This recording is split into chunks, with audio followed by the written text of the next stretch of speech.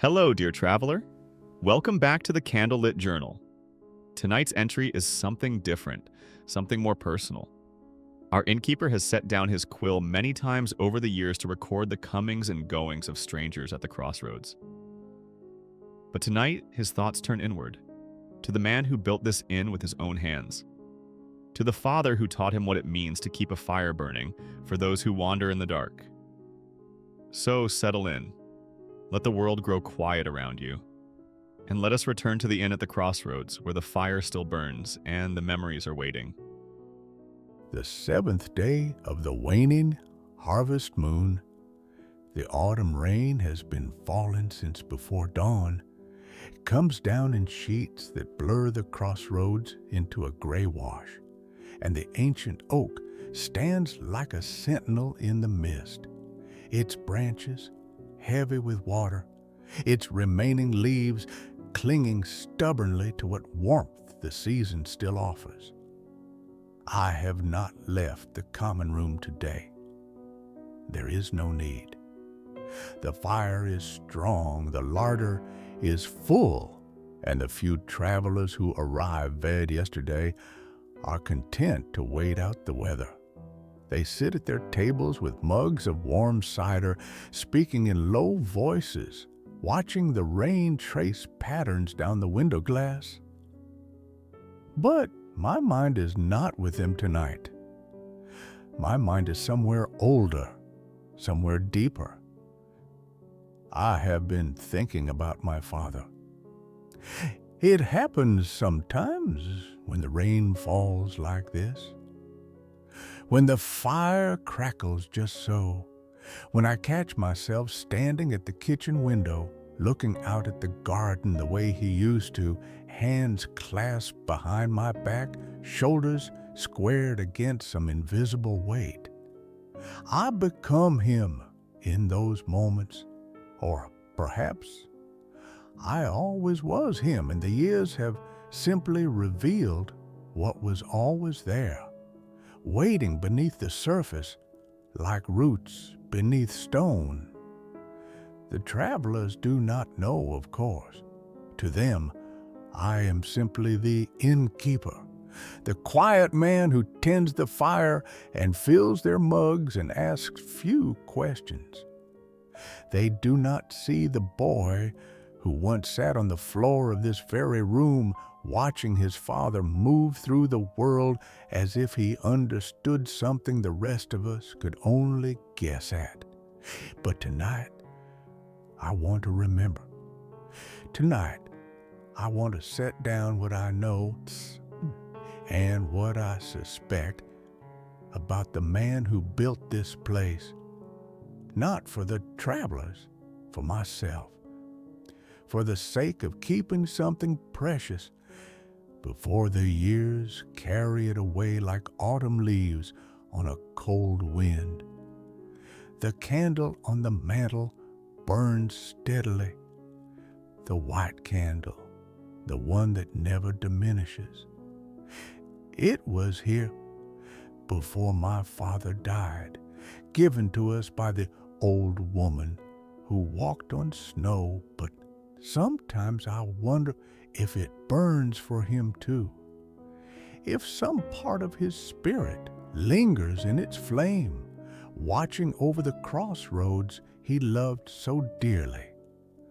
I do not know, I have never known, but I choose to believe it, because belief is a kind of warmth, and warmth is what this inn was built to offer. So, let me begin. Let me tell you about my father. His name was Aldrich. I write it now and feel the weight of it on the page. It was a name that suited him, solid, steady, rooted like the oak tree at the crossroads. He was not a tall man, but he moved through the world as if he were. His shoulders were broad from years of felling timber and splitting wood. His hands were calloused and scarred, the hands of a man who had built his life with his own strength. But it was his eyes that people remembered, gray like the mountains to the north, pale and clear and watchful. When he looked at you, you felt seen.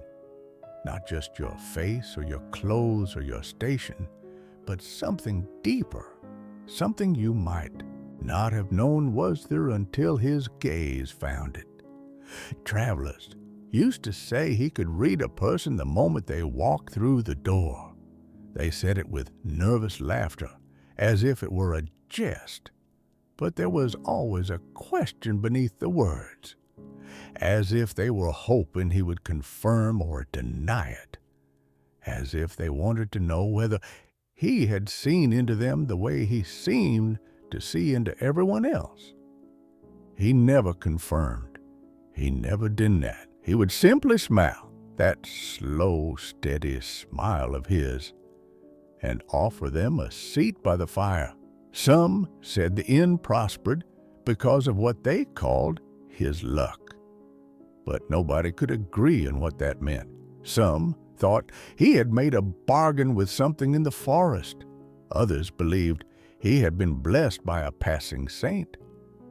A few whispered that he was not entirely human, that there was something of the old blood in him, the blood of people who had lived in these lands before the roads were built, before the crossroads was anything more than a deer path through ancient woods.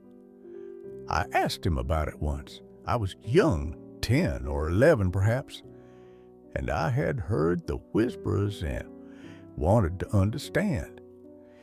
He was repairing a shutter that had come loose in a storm, and I sat on the step below him, watching his hands work the wood with easy familiarity. "Father," I said, "the travelers say you can see into people. Is it true?" He did not stop working. He did not look at me. But I saw something shift in his expression, a softening perhaps, or a careful consideration of how to answer. "Everyone can see into people," he said finally. "Most just choose not to look. But they say you're different. They say you have luck. People say many things." He set down his tool and turned to face me. His gray eyes met mine, and I felt that strange sensation I always felt when he truly looked at me, as if I were being weighed and measured, not found wanting, but known, completely known. "Listen to me," he said. "There's no magic in understanding people. There is only attention. When you pay attention, truly pay attention, you begin to see what others miss. The way a man holds his pack tells you whether he carries hope or regret. The way a woman glances at the door, it tells you whether she is running toward something or away from it. The way a child sits by the fire tells you whether they have ever known warmth before." He reached out and placed his hand on my shoulder. I remember the weight of it, solid and grounding. "This is what I can teach you," he said. "Not luck, not magic, attention, the willingness to see. That is the only gift I have to give." I believed him then. I still believe him now, mostly. But there are still moments when I wonder if he was telling me the whole truth, or if he was protecting me from something he thought I was too young to understand. The rain continues to fall. The travelers have grown quiet, lost in their own thoughts or dozing by the fire, and I sit here with my quill and my ink and my memories, trying to separate the man from the legend, the father from the mystery. Perhaps I never will. Perhaps that is as it should be. Entry 2. The 8th day of the waning harvest moon. The rain stopped sometime in the night. I woke to a gray stillness, the kind of quiet that settles over the world after a storm has spent itself. The crossroads are muddy and rutted, and I spent the morning laying down fresh rushes in the common room to catch the dirt from travelers' boots. But my mind is still with my father. It has been difficult to think of anything else. I keep returning to a particular memory, one I have carried for more than 20 years now, held close like a stone in my pocket, taken out and examined when the nights grow long and the fire burns low. I was a child, young, perhaps 7 or 8, old enough to sleep in my own pallet in the corner of the upstairs hall, but young enough to still be afraid of the dark. The inn had fewer guests in those days. My father was still building his reputation, still learning the rhythms of the crossroads, still discovering what it meant to be a keeper of this place. One night, I woke for no reason I could name.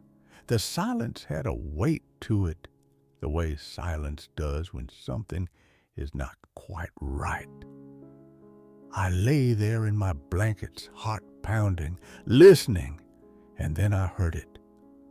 A soft creak on the stairs, footsteps, slow and careful, descending to the common room.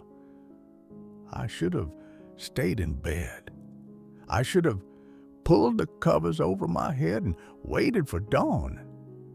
But I was my father's son, even then. Curiosity won over fear, as it always did. I crept to the top of the stairs and looked down. The common room was dark. The fire had burned to embers, casting a dim red glow across the flagstones. And there, sitting in his chair by the hearth, was my father. He was alone. His back was to me, but I could see his silhouette clearly. Shoulders hunched, head bowed. And he was holding his hands out in front of him, palms up, as if cupping water, as if cradling something invisible. I watched him for a long time, long enough for my knees to ache from crouching, long enough for the cold to seep through my night clothes. He did not move. He simply sat there, staring at his hands, his lips moving silently, as if counting something only he could see. Finally, I gathered my courage and spoke. "Father?" He did not startle. He did not turn quickly or try to hide what he was doing. He simply lowered his hands slowly, deliberately, and turned to look at me. "You should be asleep," he said. His voice was tired, but there was no anger in it. "I heard you on the stairs." I took a step down, then another. "What are you doing?" He was quiet for a moment. The embers popped and settled, sending up a brief flurry of sparks. "Counting," he said finally. "Counting what?" He looked at me with those gray eyes, and I saw something there I had never seen before. Weariness that went deeper than physical exhaustion, a weight that had nothing to do with the burdens of running an inn. "What has been taken?" he said softly. "And what has been given?" I did not understand. I was too young to understand, but I climbed into his lap anyway, the way I had done when I was smaller, and he wrapped his arms around me and held me close. We sat there in the dying light of the fire, father and son, and I felt his heartbeat slow against my cheek. "Go back to sleep," he murmured eventually. "Everything is well."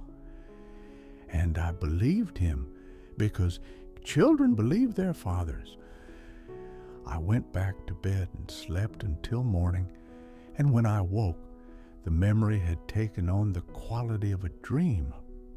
Strange, half remembered, its meaning just out of reach. But I never forgot.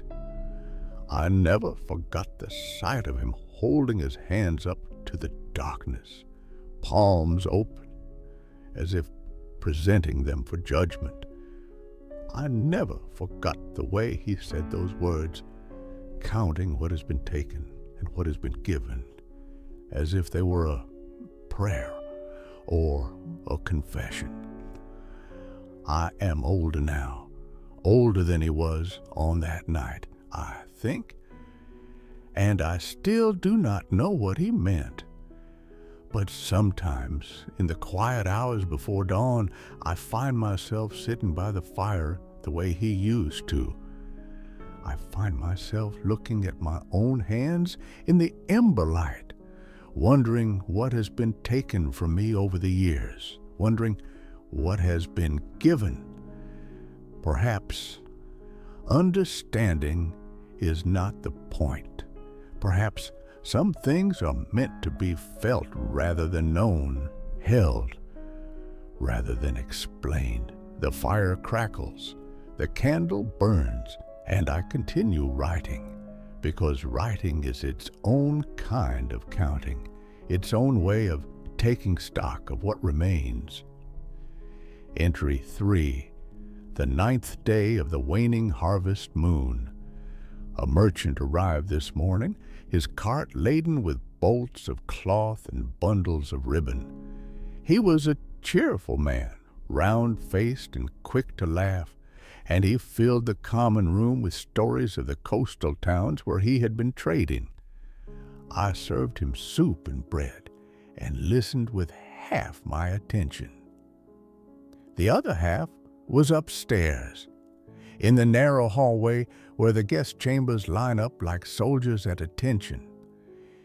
There is a door at the end of that hallway. You would not notice it unless you were looking. It is the same weathered oak as the others, the same iron hinges, the same simple latch. But it is different. It has always been different. It is locked. Not locked with a bar or a chain, nothing so dramatic. Simply locked with a key that no longer could exist. A key that vanished the day my father died and has never been found, no matter how many times I have searched. I remember asking him about it when I was young. I had tried the latch one day, curious about what lay behind it, and found it would not budge. That room is not for us, he told me. He was not stern about it, not forbidding. He said it the way you might say the sky is blue or water is wet, a simple statement of fact, unremarkable and unchallengeable. Who is it for, then? He smiled, that patient smile of his, the one that made you feel as though your questions were welcome even when the answers were not forthcoming. Guests who have not arrived yet. I did not understand then. I'm not certain I understand now. After he died, I searched for the key. I searched his pockets and his desk and the lockbox where he kept important papers. I searched the kitchen and the cellar and the stable. I even searched beneath the flagstones in the common room, driven by some half-formed memory of seeing him lift one near the hearth. Nothing. The key was gone, as completely as if it had never existed. For a time, I considered breaking down the door. It would not be difficult. The wood is old, and I am stronger than I was as a boy. but something stopped me every time I stood before it, hammer in hand, something that felt like warning or respect or the strange certainty that some doors are meant to remain closed until they choose to open. So the room sits there at the end of the hall, silent and still. I have never opened it. I do not know what lies behind it. The travelers who stay in the adjoining chambers have never mentioned anything strange. No sounds in the night, no cold spots, no sense of presence. It is simply a door that does not open. Unremarkable to anyone who does not know its history, but I know. And knowing is enough to keep me wondering. Sometimes I dream about it. I dream that I'm walking down the hallway in darkness, and the door is open. Just a crack, just enough to let a thin line of light spill across the floorboards. And I know, in the way you know things in dreams, that if I push it open, I will see something important, something my father wanted me to find, something that will explain everything, the counting, the luck, the way travelers spoke of him in whispers. But I never reach the door. I wake before my hand touches the wood, and the dream fades, and I am left with nothing but questions. The merchant is still talking. Something about a wedding in a fishing village, a bride whose dress was the color of sea foam. I smile and nod and pour him more cider, and I wonder if my father ever stood behind this bar thinking about locked doors and vanished keys. I suspect he did. I suspect he spent more time wondering than anyone ever knew. Perhaps that is the inheritance he truly left me. Not the inn, not the crossroads, not the reputation that still draws travelers from distant roads, but the wondering, the sense that there is always something more just out of reach, waiting to be understood. It is a heavy gift, but I have learned to carry it. Entry 4. The 10th day of the waning harvest moon. The weather has turned cold. There is ice on the water barrel this morning, and the breath of the horses steams in the stable air. Winter is coming early this year, I think. I can feel it in my bones, the way my father used to feel it in his. Speaking of my father, there is a night I have never spoken of. Not to anyone, not to the travelers who have passed through over the years, not to the neighboring farmers who helped me bury him when the fever took his life, not even to myself in the quiet hours when truth seems easier to face. It was late autumn, a season much like this one, cold and wet and growing darker by the day. I was perhaps 15, old enough to help with the heavy work of the inn, but still young enough to be sent to bed when the hour grew late. My father had gone out that afternoon. He did this sometimes, walked into the forest with no explanation, returning before nightfall with wild herbs or mushrooms or the occasional rabbit for the pot. We had learned not to ask where he went. He would not have lied to us, but he would not have told us the truth either. He would have simply smiled that patient smile and changed the subject. But this time was different. He did not return before nightfall. The sun set and the darkness grew, and my mother, she was still alive then, though she would not survive the following winter, began to pace by the window, her face tight with worry. "He's never been this late," she said. "Something is wrong." I wanted to go look for him. I wanted to take a lantern and follow the path into the forest and find him, the way a son is supposed to find his father, but she would not let me.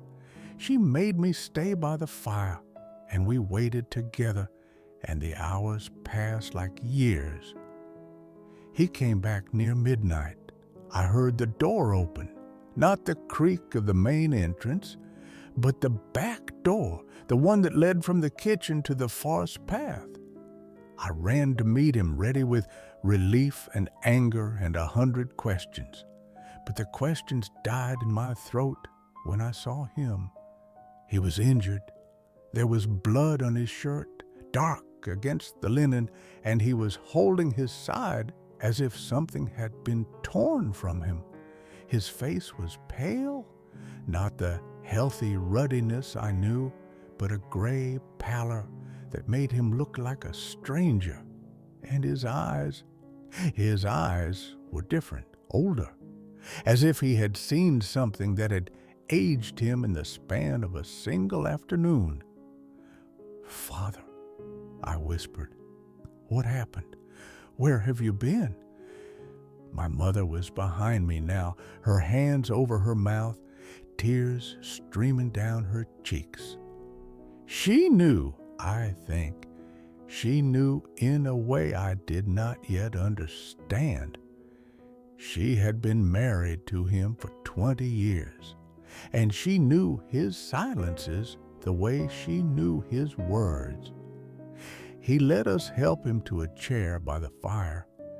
He let my mother clean the wound, a deep gash across his ribs, as if something with claws had struck him. He drank the tea she brought him and let me pile blankets around his shoulders. But he did not explain. He did not tell us where he had been or what had happened. All he said, in a voice that sounded like gravel, was this: "I met someone who was not supposed to be here yet."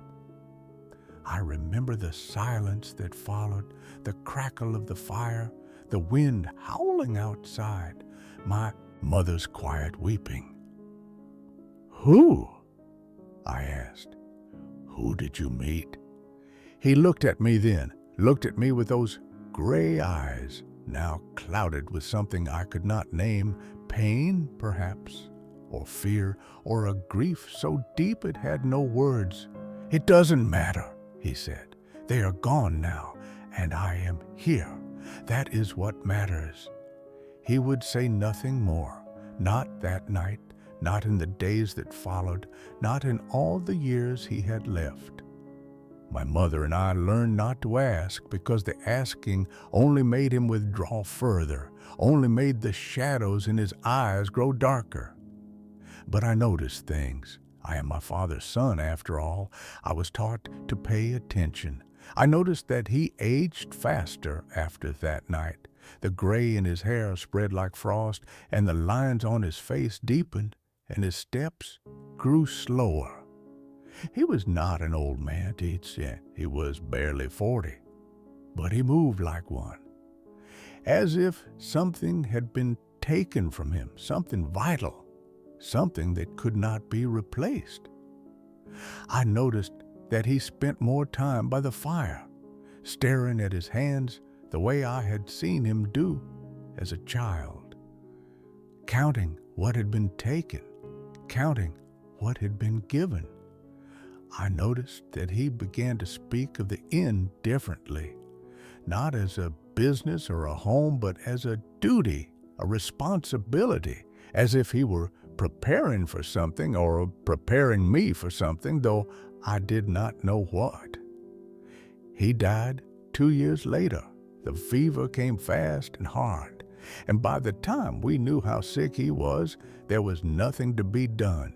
He lay in his bed in the chamber beneath the pitched roof, the small window showing him the mountains he loved, and he held my hand and told me things I have never forgotten.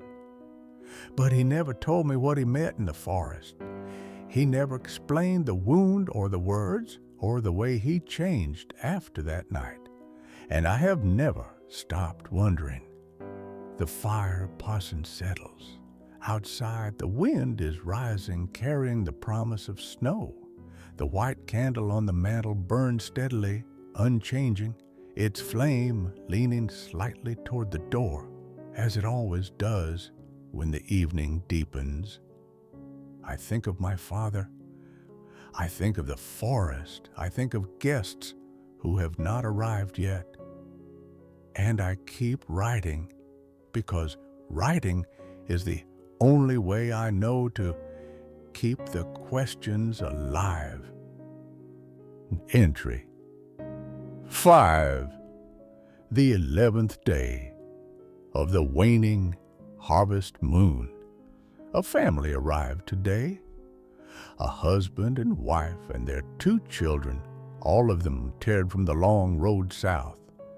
The father carried the youngest on his shoulders, and the mother held the elder child's hand, and they looked at the inn the way travelers always look at it, with relief and hope and the particular exhaustion of people who have been walking for too long. I welcomed them in. I fed them soup and bread. I gave them the warmest chamber, the one with the window that catches the morning sun, and I made sure the children had extra blankets against the cold. But as I watched them settle, as I watched the father lift his daughter down and the mother brush the hair from her son's eyes, I found myself thinking of my own father again, thinking of what he told me in those last days when the fever had taken everything except his voice and his certainty. "There is one rule," he said. His voice was a whisper by then, barely audible above the rasp of his breathing. One rule that matters more than any other.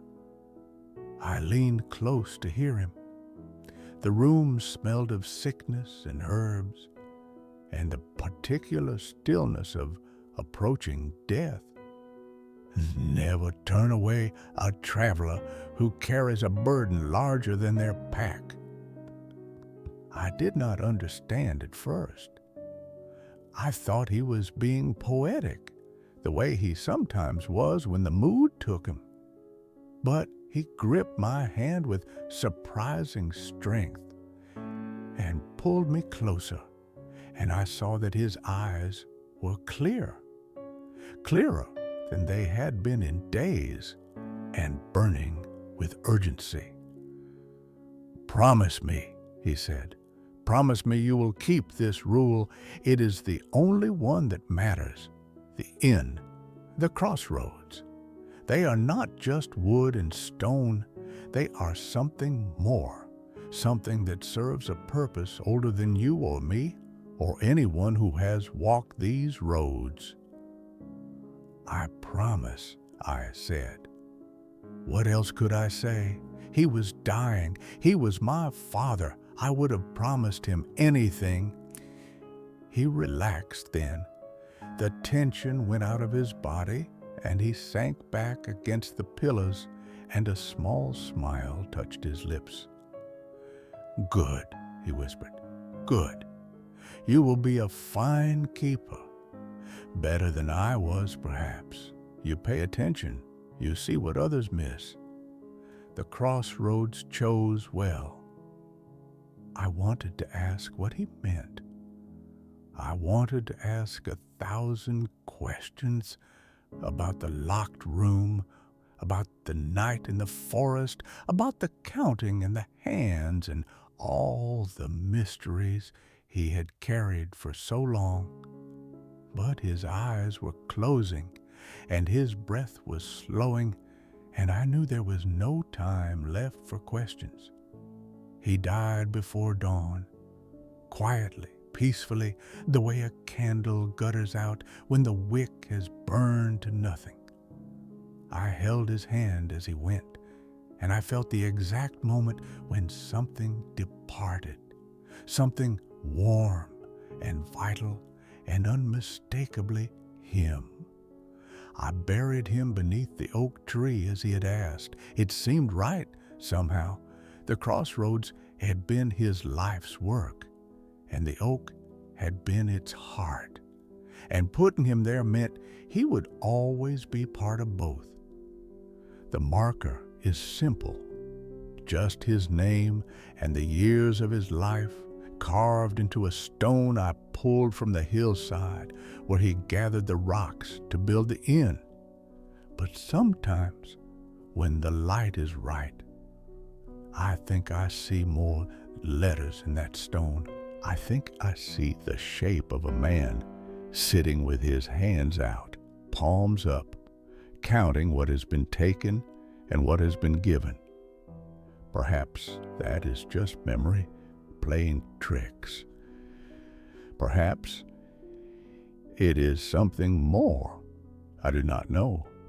But I keep my promise. Every traveler who comes to my door is welcomed. Every burden is acknowledged, if not spoken of.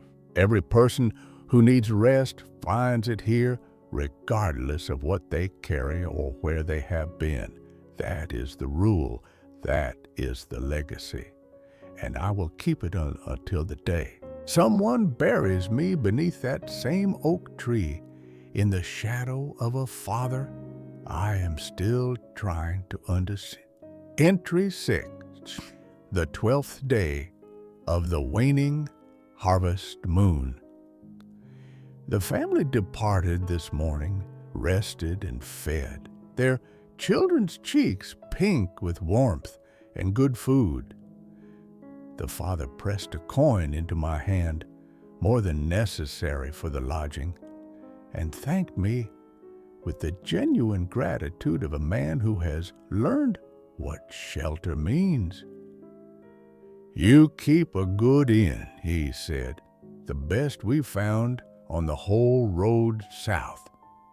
I accepted the praise with a nod, the way my father taught me. Not with false modesty, but not with pride either. Simply with acknowledgement of a job done well. But after they left, after the sound of their cart wheels faded into the morning mist, I found myself standing in the common room with my father's words echoing in my mind. Never turn away a traveler who carries a burden larger than their pack. I have thought about this rule for 13 years now. 13 years of travelers passing through, of stories shared by the fire, of quiet moments and strange encounters, and the slow accumulation of understanding that comes from watching people the way my father taught me to watch. And I have begun to realize something. The rule is not about charity. It is not about kindness, though kindness is part of it. It is about recognition, about seeing what others carry, the invisible weight, the burdens that do not fit in saddlebags or trunks, the griefs and fears and hopes that travel with us wherever we go. Some burdens are obvious. The widow who comes to the inn still wearing black, her eyes red from weeping. The soldier who flinches at sudden sounds and sleeps with his back to the wall. The merchant whose laughter is too loud, too forced, too desperate to fill a silence that follows him like a shadow. But some burdens are hidden. The young couple who seem happy but never quite look at each other. The scholar who asks too many questions about the roads west, as if searching for something she has lost.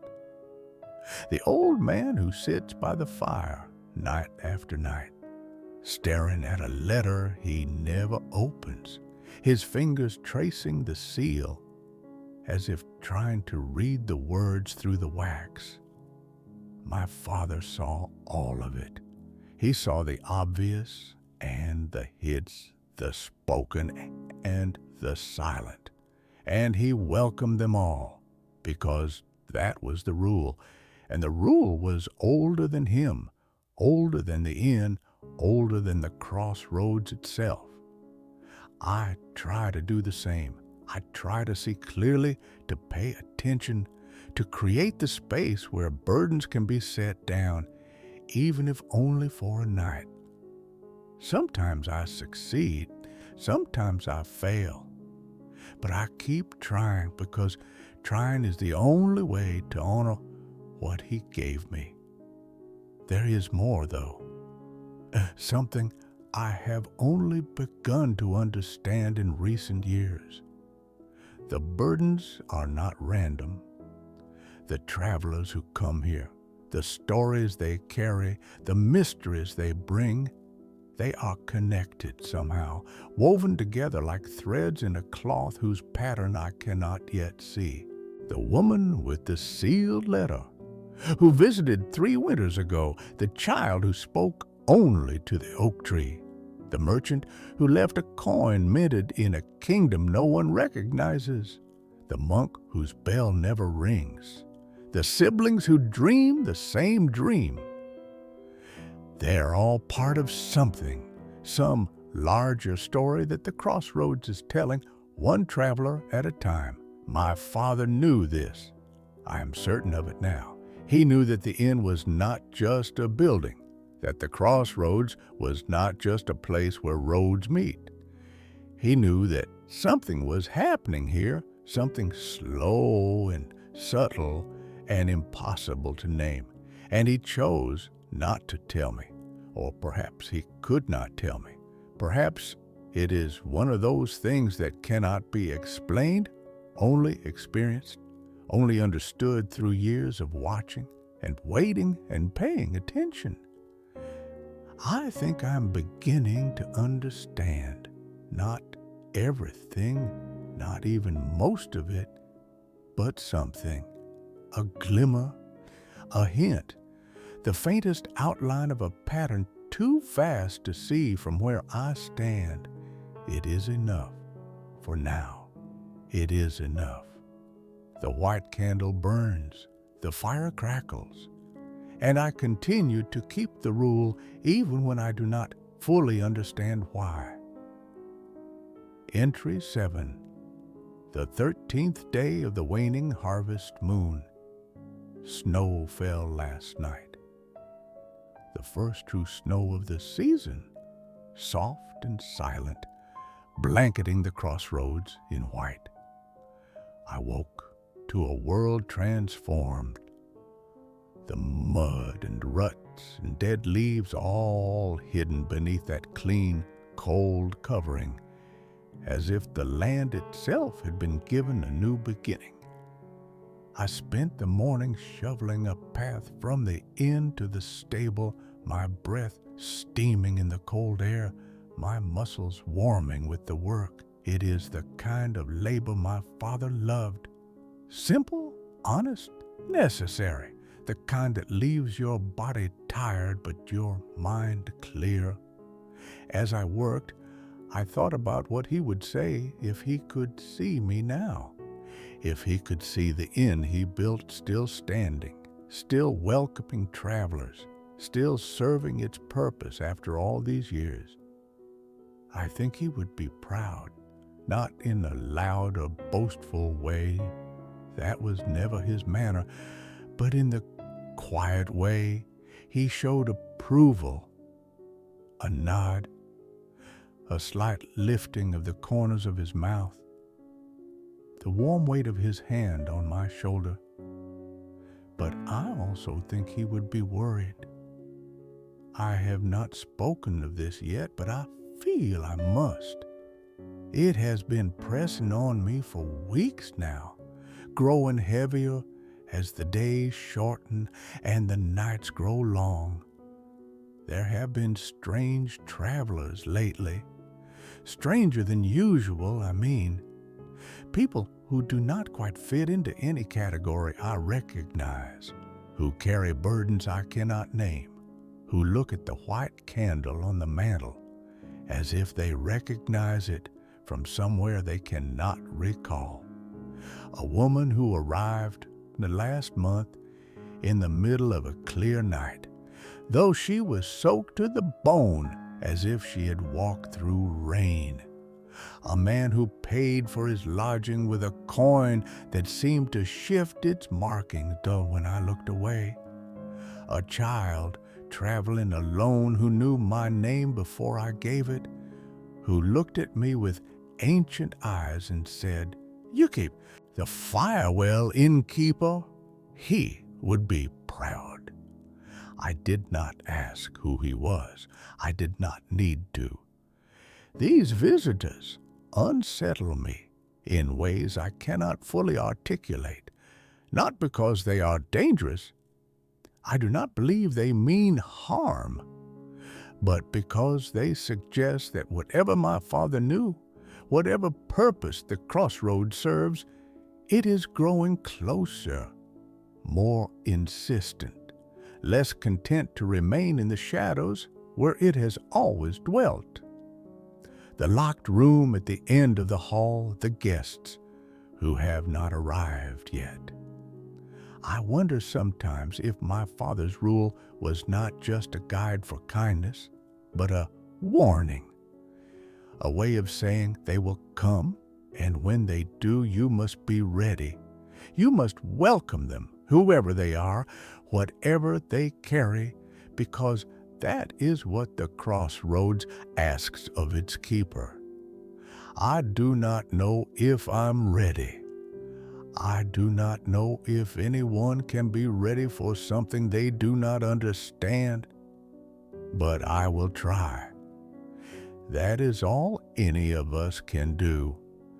We try, and we pay attention, and we keep the fire burning against the dark. The snow is still falling, soft flakes drifting past the window like tiny pieces of the sky coming to rest on a world that holds more mysteries than answers. I think of my father beneath the oak tree. I wonder if the snow is falling on him too, covering his marker, wrapping him in white. It seems fitting, somehow. He always loved the winter. Entry 8.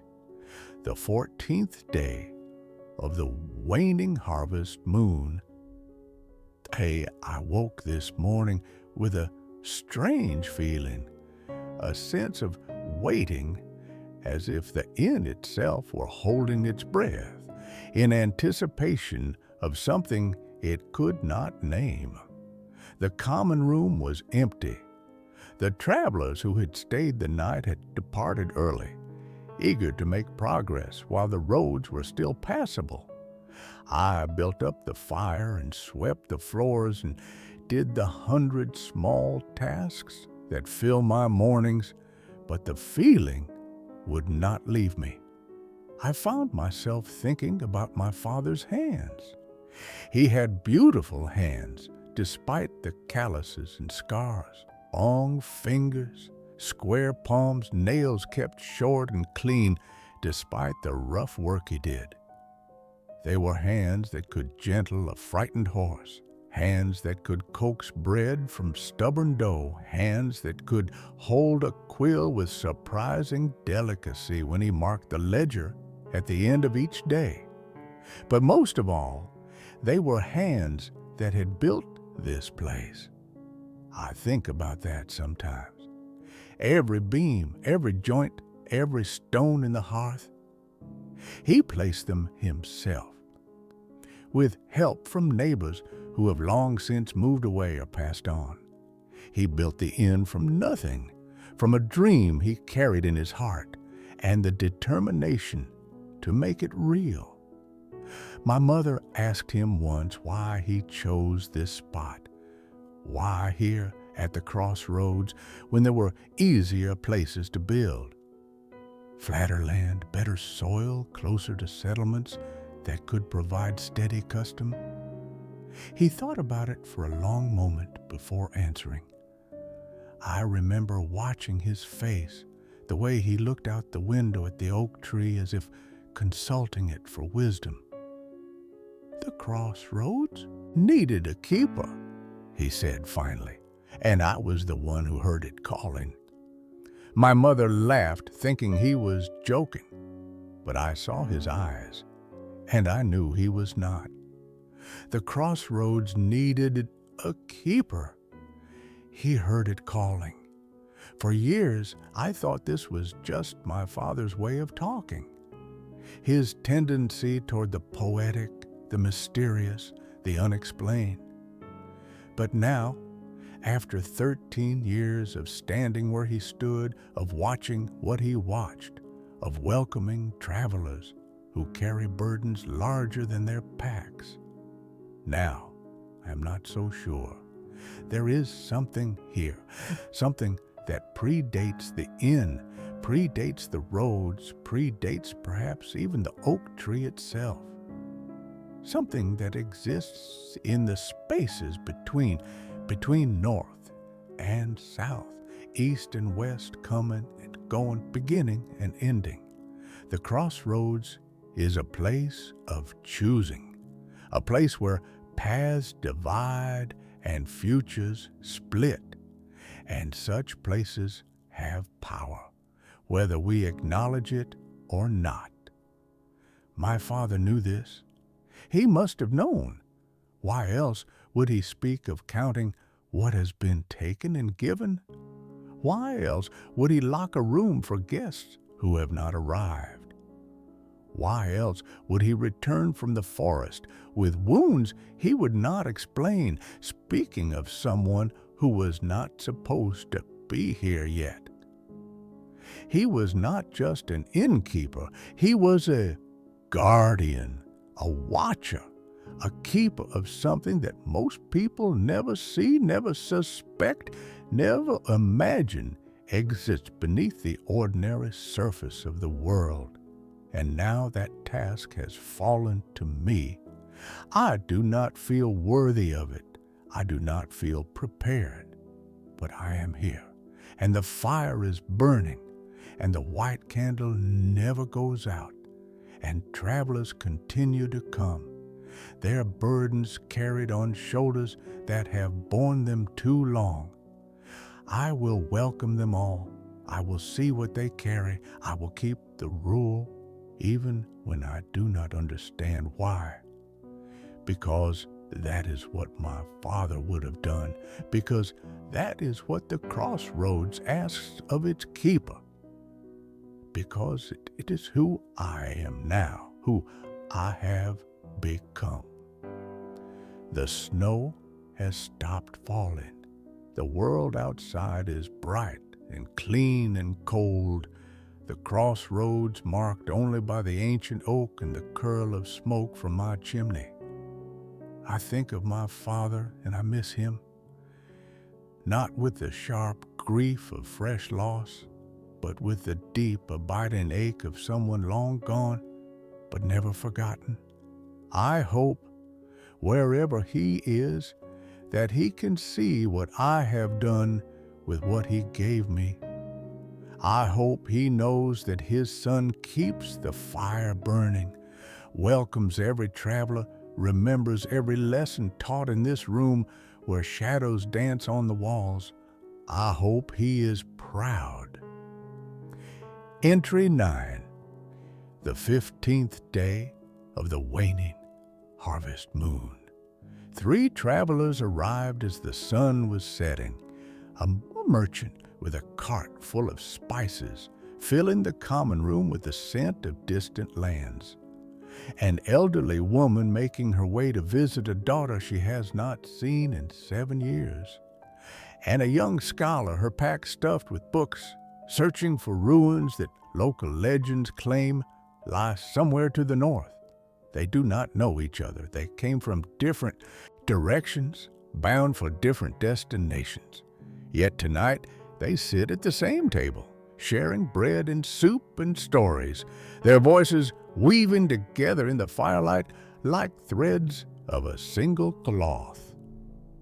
This is what my father loved most about the inn. Not the coin, though coin was necessary. not the reputation, though reputation brought travelers from farther roads, but this, the gathering, the way strangers become for one night, something like friends. The way the fire and the food and the shelter create a space where walls come down and truths emerge. I watched them from behind the bar, the way I always watch, and I thought about what he would see if he were standing in my place.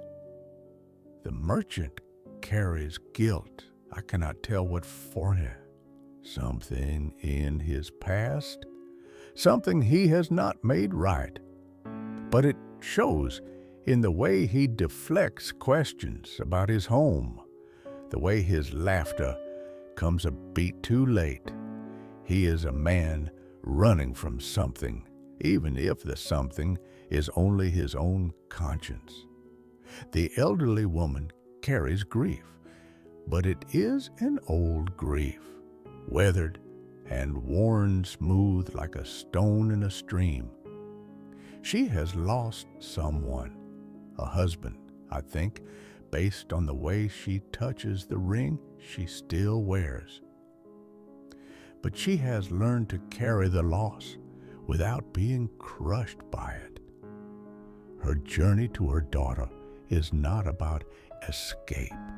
It is about continuation, about choosing to keep living even when part of her wants to stop.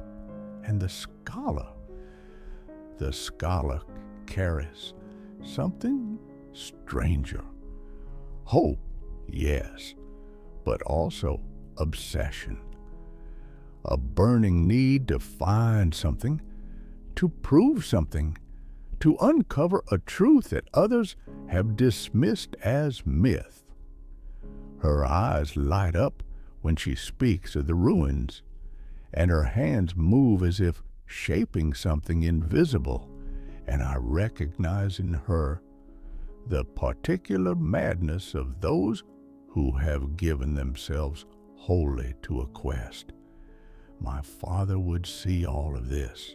He would see, and he would know how to help each of them. A word here, a gesture there, the right question at the right moment. He had a gift for unlocking people, for giving them permission to set down their burdens, if only for a night. I try to do the same. I offer more bread when the merchant grows quiet. I sit beside the elderly woman and listen as she speaks of her late husband, a fisherman who taught her to read the weather in the color of the sky. I ask the scholar about her research, and I do not dismiss her theories the way others clearly have, and I see the gratitude in her eyes when she realizes she is being taken seriously. It is not much. It is not magic. But it is what I have to offer, and I offer it freely the way my father taught me. The night grows late. The fire burns low. The travelers retire one by one, climbing the narrow stairs to their chambers, carrying their burdens with them, but perhaps a little lighter than before.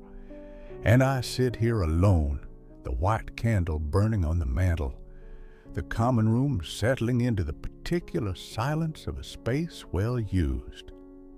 I think of my father. I think of all the nights he must have sat in this same spot, watching the same flames, thinking the same thoughts. And I realize something that has taken me 13 years to understand. He was lonely too, for all his wisdom, for all his attention, for all the travelers who passed through and the stories he collected. He was alone in a way that none of them could see. He carried knowledge that he could not share, mysteries that he could not explain, a purpose that isolated him even as it connected him to something larger. I understand now. I understand because I have become him. I have inherited not just his inn, but his solitude, the particular loneliness of the keeper who sees everything but cannot speak of it, who welcomes everyone but belongs to no one. But there is comfort in it too.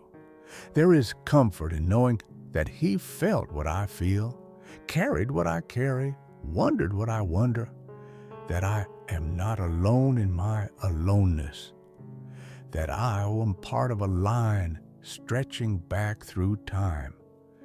Keepers of the crossroads, guardians of the between place, welcomers of all who need rest. The candle flame leans toward the door, the way it always does, as if pointing towards something approaching, someone. I do not know who, I do not know when, but they will come. They always come. And I will be here, waiting. Entry 10. The 16th day of the waning harvest moon. The merchant left at dawn. The elderly woman followed shortly after, her cart creaking down the southern road, her hand raised in farewell until she disappeared into the morning mist. Only the scholar remains, reluctant to leave the warmth of the fire, poring over her maps and notes with the intensity of someone who believes they are on the verge of discovery. I let her be. She will leave when she is ready, and until then, her presence is no burden. The inn is large enough for solitude even when it is not empty. I spent the morning in the kitchen preparing bread for the days ahead. The rhythm of kneading is meditative. Push and push and pull, and it leaves my mind free to wander. It wandered, as it often does, to the locked room. I have not tried to open it in years. After the first dozen attempts, after the hammer I raised and never swung, I accepted that the door would open when it chose to, and not before. It became part of the inn's landscape, as unremarkable as the fireplace or the stairs. A closed door, a mystery, waiting, nothing more.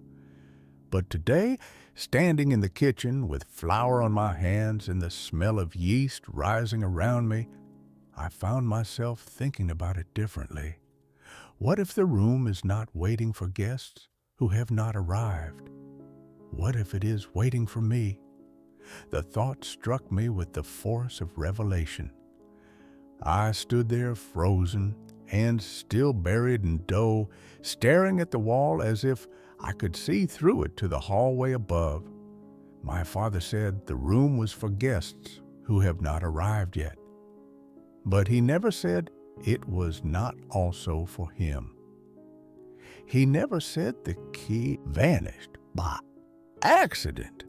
He never said anything, really. That was always his way. Hints and implications, poetry and misdirection. Never a straight answer when a crooked one would do. What if he locked the room on purpose? What if he hid the key because he knew that one day, one specific day, one fated moment, the room would need to open and the key would need to be found and everything would finally make sense? What if that day is coming? The strange travelers, the candle leaning toward the door, the feeling of waiting that has settled over the inn like a second skin. It is all connected. It must be. The threads are too many, the coincidences too precise. Something is approaching, has been approaching for years perhaps, slow and inevitable as the turning of seasons. And my father knew, He knew, and he prepared, and he trusted that when the time came, I would be ready.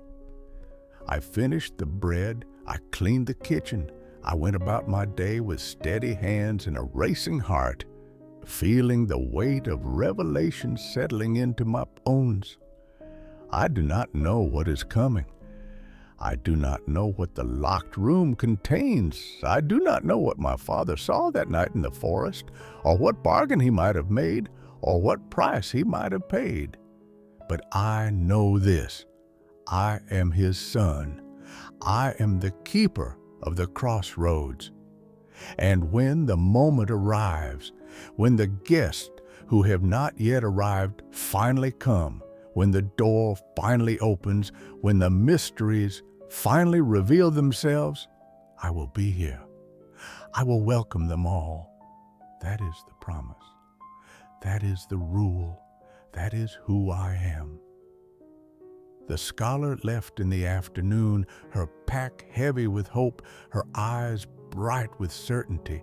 I wished her well and watched her disappear into the northern hills, and I thought about all the seekers who have passed through this inn, all the quests undertaken, all the mysteries chased.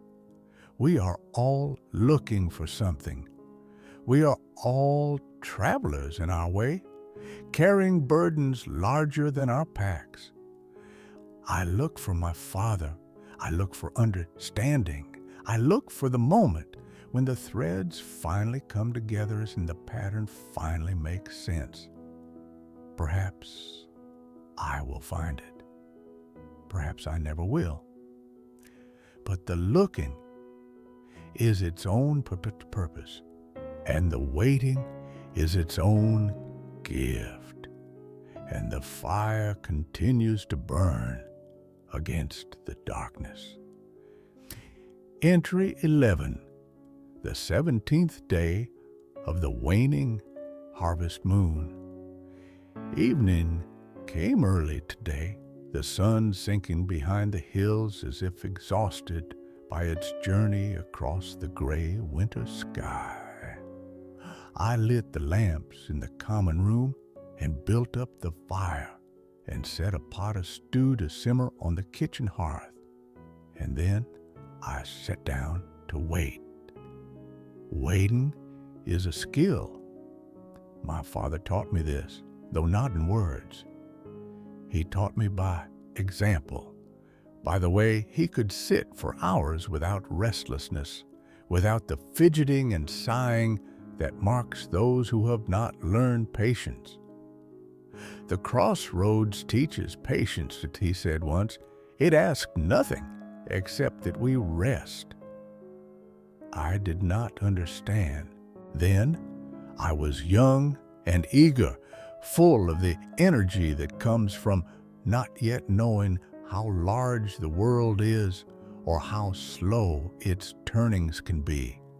I understand now. The waiting is not empty time. It is full time, full of possibility, full of the space between moments, full of the quiet preparation that allows us to be ready when the moment finally comes. So I waited. The fire crackled. The stew bubbled. The white candle burned steadily on the mantel, its flame leaning gently toward the door. And just as the darkness outside grew complete, someone knocked. It was a soft knock, hesitant. The knock of someone who is not sure they want to be here, not sure they deserve to come in out of the cold.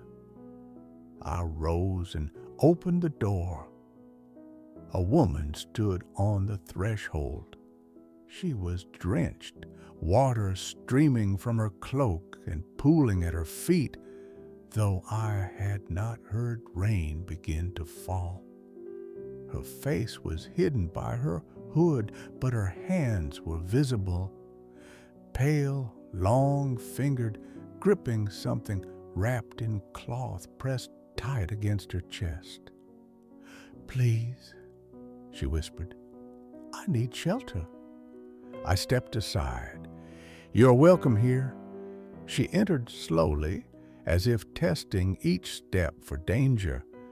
The firelight caught her face as she pushed back her hood, and I saw that she was young, younger than me, perhaps, though her eyes held the weight of someone who has lived through much. "Thank you," she said. "Thank you." I took her cloak and hung it by the fire to dry. I brought her soup and bread and a mug of warm cider. I did not ask questions. I simply created the space the way my father taught me and let her fill it as she chose. She ate in slowness at first, quick, hungry bites, the eating of someone who has not had proper food in days. But gradually she slowed, and her shoulders dropped from their defensive hunch, and she began to look around the room with something other than fear. "It is warm here," she said. "Warmer than I expected." "The fire is good," I said, "and the walls are thick." "No." She shook her head, still holding the cloth-wrapped bundle against her chest. "Not the temperature, the feeling. It feels like—" She trailed off, searching for words. "Like safety," I offered. Her eyes met mine. They were gray to dawn, gray like mountain stone, gray like my father's eyes, and I saw in them a recognition that made my breath catch. "Yes," she said softly, "like safety. Someone told me that this place would help me, that the keeper of the crossroads would know what to do. The keeper of the crossroads. That was what the old woman called my father the night she gave us the white candle. That was what he sometimes called himself in quiet moments when he thought no one was listening." I leaned forward. "Who told you to come here?" She looked at the bundle in her arms. Her grip tightened on it, protective, fierce. "I do not know his name," she said.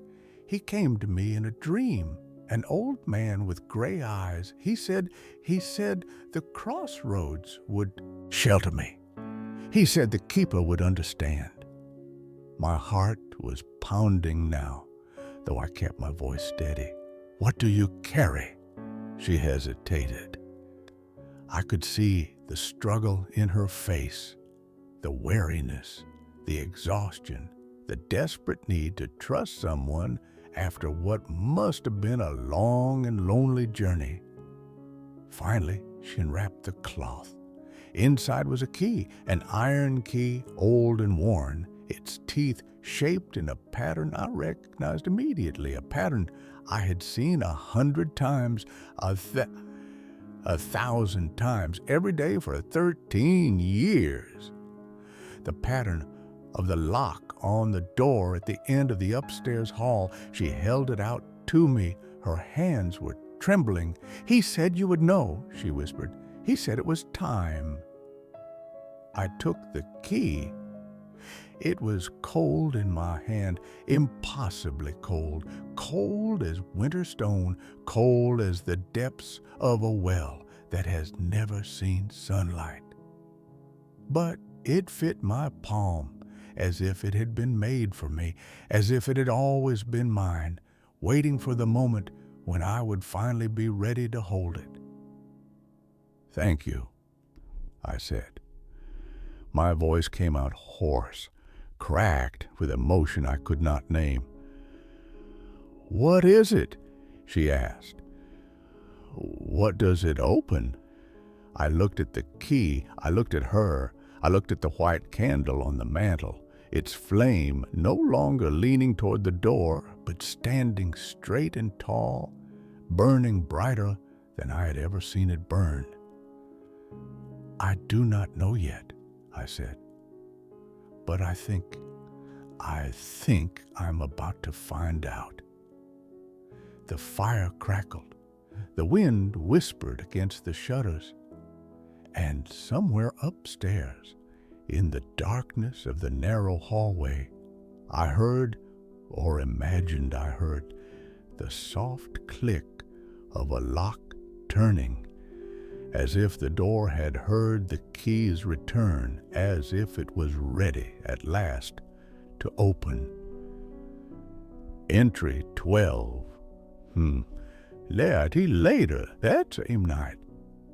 I'm writing this by candlelight, not the white candle that burns on the mantel below, its flame still standing tall and bright, but a simple tallow candle that gutters and flickers with each breath. The key sits on my desk next to the inkwell.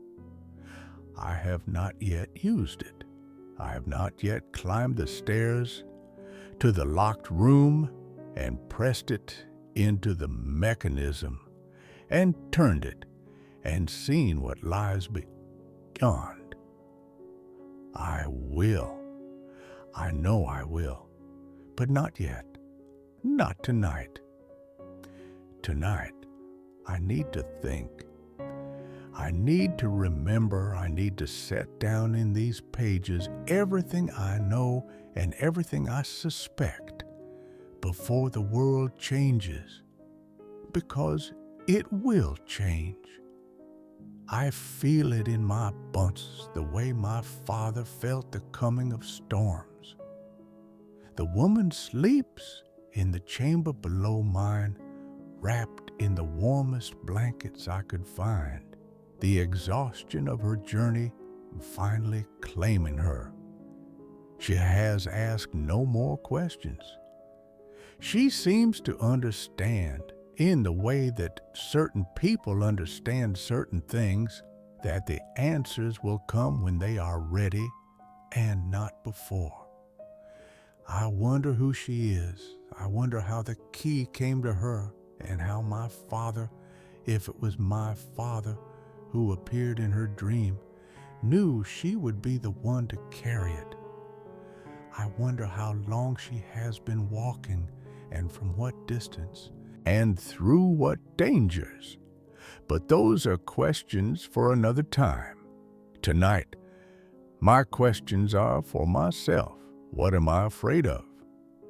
That is the truth beneath all the wondering, all the waiting, all the careful preservation of mystery. I am afraid. I have been afraid for 13 years, since the day my father died and left me alone with an inn full of secrets and a responsibility I never asked for and could never refuse. I am afraid of what the locked room contains. I am afraid that opening it will change everything, that it will reveal truths I am not ready to face, powers I am not equipped to wield, purposes I am not strong enough to fulfill. I am afraid of being unworthy, of failing the test my father set before me without knowing he had set it, of discovering that the crossroads chose wrong, that the keeper it needed is not the keeper it got. But I am also afraid of something else, something worse.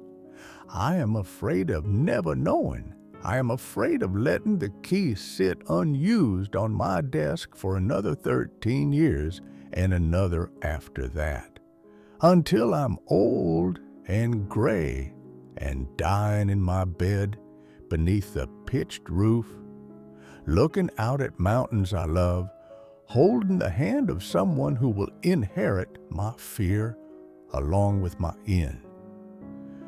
I am afraid of the waste, the terrible waste of a life spent waiting for courage that never comes.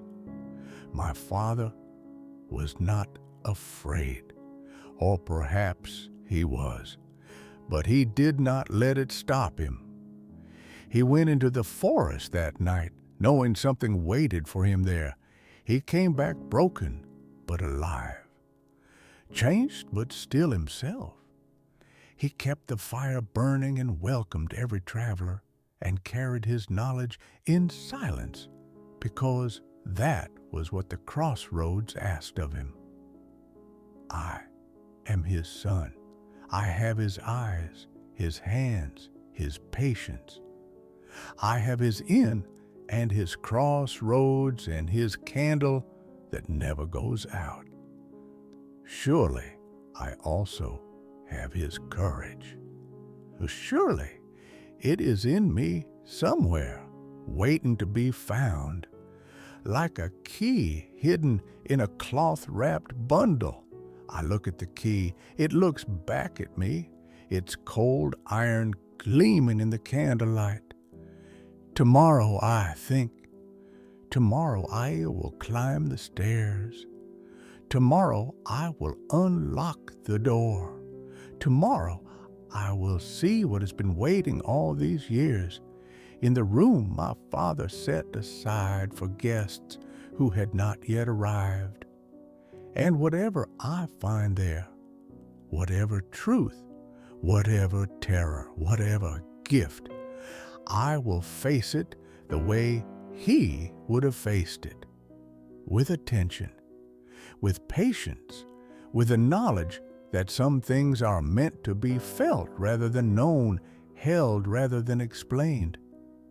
I am the keeper of the crossroads. I am my father's son. I am ready, or I will be, by morning, by the time the sun rises over the mountains and fills my small chamber with rose and gold light. I will be ready. Entry 13. The 18th day of the waning harvest moon. Morning came. The sun rose over the mountains, just as it always does. The light spilled through my window, just as it always has, and I lay in my bed beneath the pitched roof, looking at the key on my desk, and I knew that the time for waiting was done. I dressed slowly, deliberately, each motion a kind of ritual, a preparation for what was to come. I washed my face in the basin by the window. I combed my hair with a wooden comb my father had made for me when I was a boy. I looked at my reflection in the small mirror that hangs above my desk and saw his eyes looking back at me. The woman was already awake when I came downstairs. She sat by the fire, her hands wrapped around a mug of tea she must have made herself, her face calm and expectant. "Today?" she asked. I nodded. "Do you want me to come with you?" I considered it. The company might be welcome. The witness might be necessary, but something told me this was not her moment. She had carried the key. Her part was done. What came next belonged to me alone. "Stay here," I said. "Keep the fire burning. If anyone arrives, I will welcome them." She smiled, and for a moment I saw my father's wisdom in her young face. "I know the rule." I climbed the stairs. The hallway was dark, the winter light not yet reaching the narrow space between the chambers, but I knew every inch of it by heart. Every creak of the boards, every shadow, every breath of cold air that seeped through the cracks in the wood. The door was at the end, waiting, as it had always been waiting. I stood before it for a long moment. The key was in my hand, warming now from the heat of my grip. I could feel my heart beating, slow and steady, the rhythm of a man who has made his peace. "Father," I said softly, "I hope you will write about me. I put the key in the lock. I turned it, and the door opened. I don't know how to describe what I found there, not because it was terrible, not because it was beyond comprehension, but because it was so utterly, profoundly simple that words seem inadequate to contain it. The room was small, smaller than I had imagined, barely large enough for a single bed, a single chair, a single window looking out at the crossroads and the oak tree beyond. The bed was made, fresh linens, white and clean, as if someone had prepared them that very morning. A pillow lay at the head, plump and inviting. A wool blanket was folded at the foot, the same rough weave I remembered from my childhood. On the chair beside the bed sat a book, leather-bound, rough but sturdy, deep brown like oak bark, a journal, a diary, the twin of the one in which I am writing now. I crossed the room and picked it up. My hands were shaking as I opened the cover and read the first page. It was my father's handwriting, cramped and careful, the writing of a man who had learned letters late but practiced them devotedly. The first line read, "For my son, when he is ready." I sat down on the bed prepared for guests who had not yet arrived, and I began to read. I will not transcribe everything here. That would take more pages than I have, more time than this night allows. But I will tell you what I learned. My father knew about the crossroads. He knew what it was, what it meant, what purpose it served. He knew because his father had told him, and his father's father before that, stretching back through generations. I cannot count to a time when the roads were first built and the oak tree was still young. The crossroads is a threshold, a place between places, a point where the boundaries of the world grow thin and things that normally cannot pass, cannot cross from one realm to another, from one state of being to another, find their way through. The inn is not just a shelter, it is a beacon, a way station for travelers of all kinds, not just the merchants and pilgrims and seekers who walk the physical roads, but others. Travelers who journey between worlds, between times, between states of existence that have no names in human language. The keeper's purpose is to welcome them all, to provide rest for those who need it, guidance for those who are lost, shelter for those who carry burdens too heavy for any road. My father understood this. He accepted it. He gave his life to it, even when the cost was high. Even when, as I read in these pages, it meant facing things that should not be faced, losing things that should not be lost, carrying knowledge that isolates even as it illuminates. The night in the forest, the wound he carried, the person who was not supposed to be here yet. He writes of it all in careful, measured words. He writes of meeting someone at the boundary, someone who had wandered too far, who had lost their way, who needed help finding the path back to where they belonged. He writes of the bargain he made, the price he paid, the years he gave in exchange for a soul that was not his own. He writes of love for my mother, for me, for the travelers who passed through, for the crossroads itself. Love that sustained him through the lonely nights and the impossible responsibilities, and the weight of secrets he could never share. And he writes of hope. Hope that I would find this book when I was ready. Hope that I would understand and accept and carry forward what he had begun.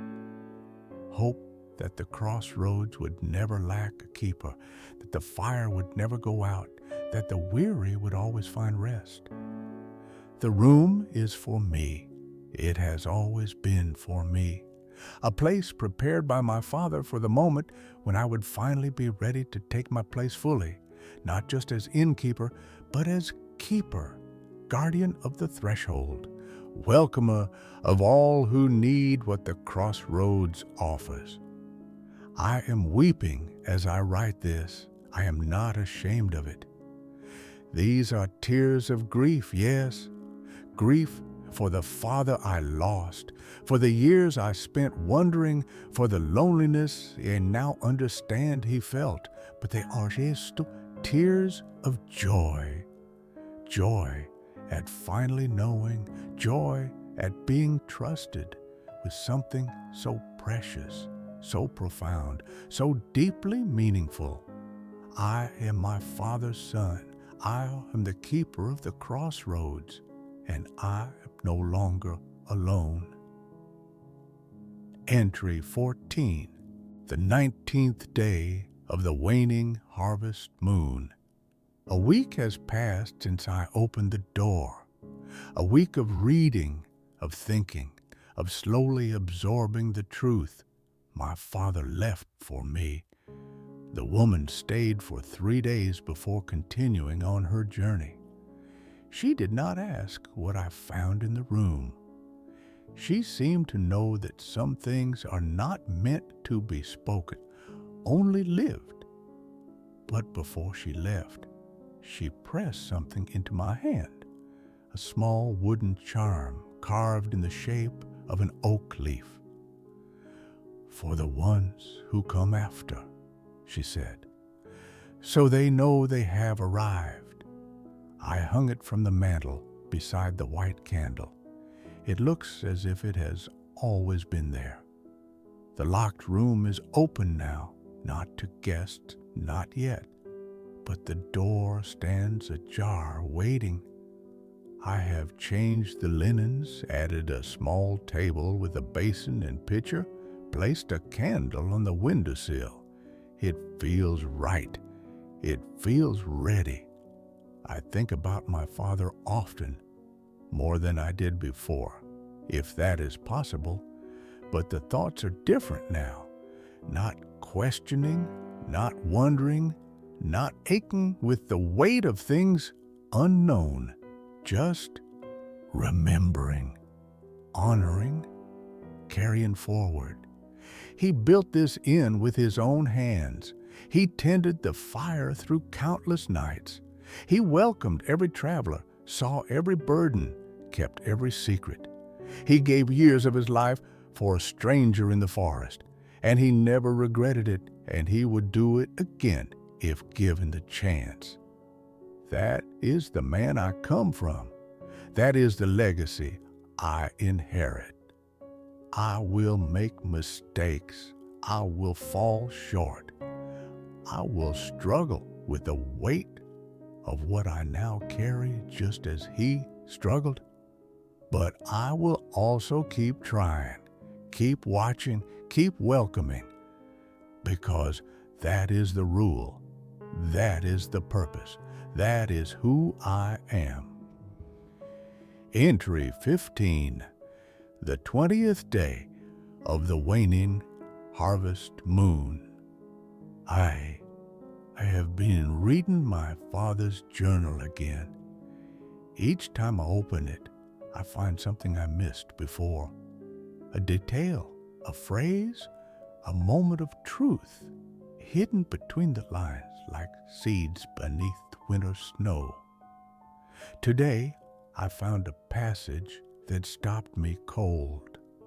He wrote it near the end, when his handwriting had grown shaky and uncertain, when the fever was already beginning its slow approach.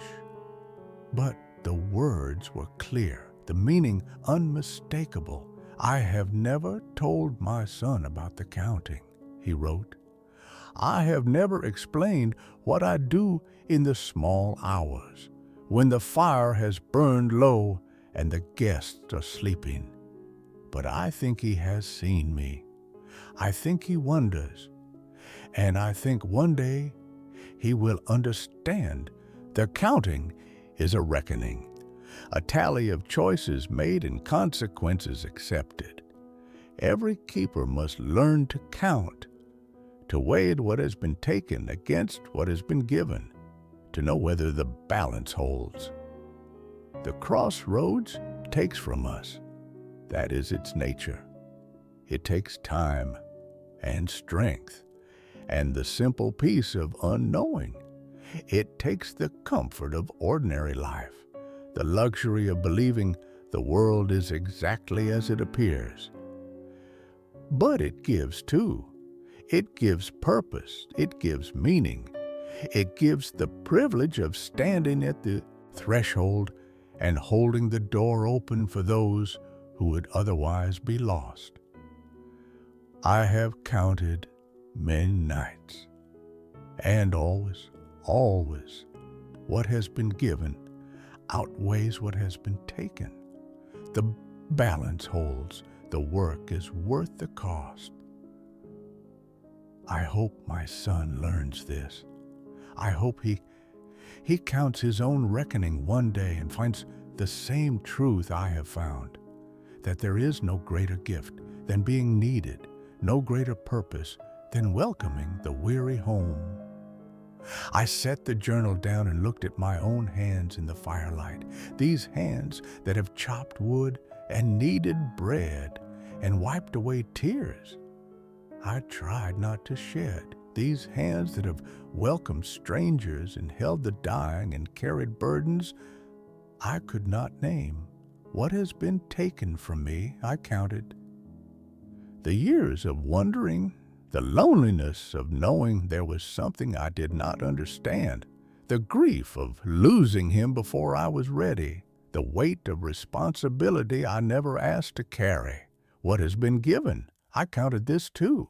The travelers whose faces light up when they see the fire, the stories I have heard and the lives I have touched, the purpose that wakes me each morning and the peace that finds me each night, the knowledge, finally, of who I am and why I am here.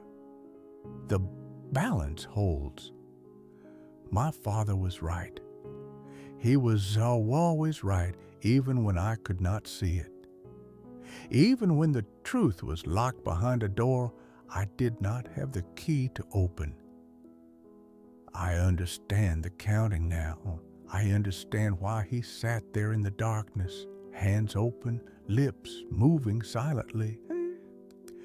He was not confessing. He was not grieving. He was giving thanks. And tonight, for the first time, I will do the same. Entry 16, the 21st day of the waning harvest moon. The weather has turned fierce.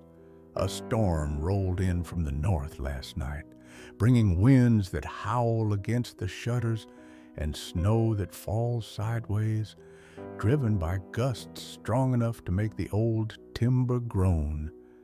The common room is full. 7 travelers sought shelter before the storm grew too strong to travel through. 2 merchants whose cart sits covered in the stable, a family of 4 making their way south to relatives they have not seen in years, and an old woman traveling alone who has not spoken a word since she arrived. The merchants play dice by the fire, their voices loud with the particular bravado of men who are trying not to admit they are frightened. The family huddles together at a corner table, the children wide-eyed at the sound of the wind, the parents murmuring reassurances that do not quite convince. and the old woman sits apart from them all, wrapped in a gray shawl, her eyes fixed on the white candle, as if she sees something there that no one else can perceive. I brought her soup and bread, but she waved them away. I offered her tea, and she accepted with a nod, but did not drink. She simply holds a mug in her weathered hands, letting the warmth seep into her fingers, watching the candle burn. She reminds me of someone, I cannot place who. Perhaps a traveler from years ago, someone whose face has faded, but whose presence left a mark. Perhaps a figure from a dream I have forgotten. Perhaps no one at all. Perhaps she simply reminds me of what it means to be old and alone and still traveling, still seeking, still hoping to find whatever it is that has eluded you for a lifetime. I want to ask her what she sees in the flame. I want to know what brought her out on the road in weather like this, alone at her age, with nothing but a thin shawl against the cold. But I have learned that some questions are not meant to be asked. Some travelers carry their stories like fragile things, and the wrong word can shatter them. So I let her be. I tend to the others, refilling mugs and banking the fire, keeping the inn warm against the storm. And every now and then I glance her way, and every time I do, she is still watching the candle, her lips curved in a smile I cannot interpret. The storm will pass, it always does, and when it does, she will leave, and I will never know her story. But she will have been warm tonight. She will have had shelter and safety and a fire to watch. That is enough. That has to be enough. Entry 17, the 22nd day of the waning harvest moon. The storm broke just before dawn. I woke to dance. That particular silence that follows a great upheaval when the world seems to be catching its breath, deciding what comes next. I dressed and went downstairs to find the old woman already gone. Her chair by the fire was empty. The mug of tea I had given her, put on the table, untouched and cold. There were no footprints in the snow outside.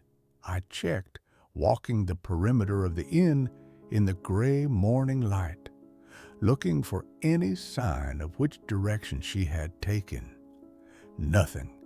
It was as if she had never been here at all. The merchants noticed nothing amiss. The family was too busy preparing for their own departure to pay attention. Only I knew that something strange had happened, something I could not explain. I went back inside and looked at the mantel where the white candle burned, and I saw it, a small object resting on the wood, something that had not been there before. A feather, white and soft and impossibly pristine, as if it had never touched earth or snow or human hands. I picked it up and held it to the light. It seemed to glow faintly, not with fire, but with something gentler, moonlight, perhaps, or starlight, or some radiance that has no name in any language I know. I do not know what it means. I do not know who the old woman was or where she went or why she left this feather behind. But I know, with a certainty that goes beyond reason, that it was meant for me, that it is part of the pattern I'm only beginning to see. I placed the feather on my desk beside my father's journal. It seems right there. It seems like it belongs. Entry 18. The 23rd day of the waning harvest moon. A quiet day. No travelers or others on the road. No knocks at the door. Just the crackle of the fire and the scratch of my quill, and the slow passage of hours marked by the changing angle of sunlight through the windows. I spent the morning rereading sections of my father's journal, not looking for answers this time, but simply listening to his voice. The way his words fell on the page, the rhythms of his thoughts, the quiet certainty that infused everything he wrote. He was a good man. I knew this before, of course. Knew it the way a son knows his father, through daily proximity and accumulated observation. But knowing it through his own words is different, deeper, more intimate. He doubted himself.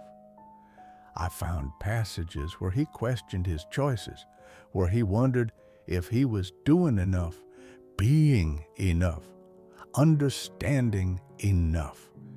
He worried about my mother, about me, about the travelers who came and went and left pieces of themselves behind.